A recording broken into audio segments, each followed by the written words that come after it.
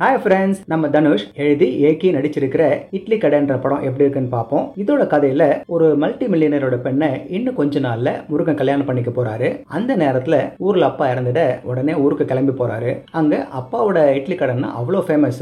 அவரை பத்தி எல்லாரும் பேச பேச முருகன் இட்லி கடையை தொடர்ந்து நடத்துறதுக்கு முடிவு செய்யறாரு. முருகனுக்கு தன் அப்பாவோட கைப்பக்கம் வருமா? ஊராரும் கடைக்கு திரும்புவாங்களா?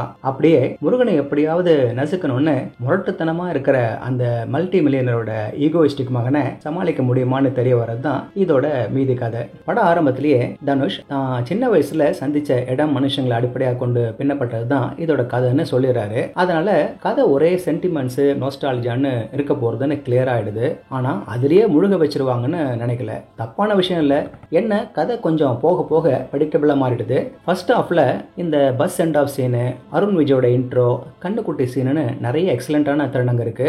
அதுக்கேற்ற மாதிரி ஆர்டிஸ்டுங்களோட பர்ஃபார்மன்ஸும். செகண்ட் ஆஃப் ஆரம்பத்தில் தனுஷ் அருண் விஜயோட கான்ஃப்ளிக்ட்ல இறங்கி அப்படியே கொஞ்சம் ட்ராக் மாதிரி போய் திரும்பி வருது.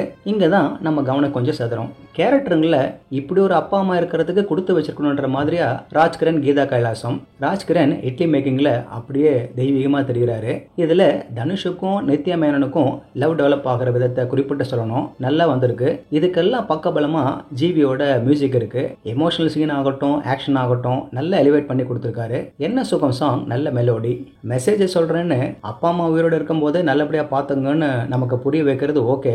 ஆனா அப்பா வழி அகிம்சை வழி, அதனால வில்லன் அடிக்கலாம் மாட்டேன்னு தனுஷ் நினைக்கலாமா? சரி, நினைச்சிட்டாரு. அதை கொஞ்சம் சுவாரஸ்யமா ஆக்கிருக்கலாம். அடுத்து இவரே வெளிநாட்டில இருந்து தான் வராரு. ஆனா இந்த வேற மறக்கலாமன்னு நம்மள கில்ட்டா ஃபீல் பண்ண வச்சிடறாரு. அந்த தொழில்நுட்ப முன்னேற்றங்களையே இன்ஃபீரியர்னு சொல்றத தவிர்த்திருக்கலாம். மொத்தத்துல இட்லி கடை ஒரு பெர்ஃபெக்ட் ஃபேமிலி என்டர்டெய்னர். ரூரல் ஆடியன்ஸுக்கு நல்ல கனெக்ட் ஆகும். இதுல அடல்ட் கண்டென்ட்னு எதுவும் இல்ல, தாராளமா ஃபேமிலியோட பார்க்கக்கூடிய படம். ஓகே ஃப்ரெண்ட்ஸ், இதே போல இன்னொரு சுவாரஸ்யமான பட விமர்சனத்தோட சந்திக்கிறேன். இந்த விமர்சனம் உங்களுக்கு பிடிச்சிருந்துச்சுன்னா உடனடியாக லைக் பண்ணுங்க, ஷேர் பண்ணுங்க. நன்றி.